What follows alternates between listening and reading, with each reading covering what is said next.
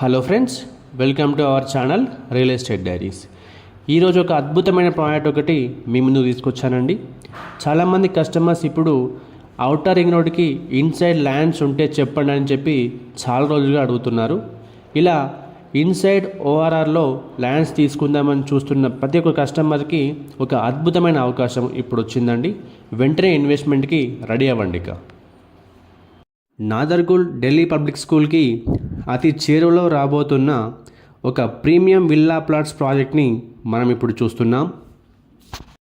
ఈ ప్రాజెక్ట్ యొక్క total extent 12 ఎకర్స్లో ఉందండి.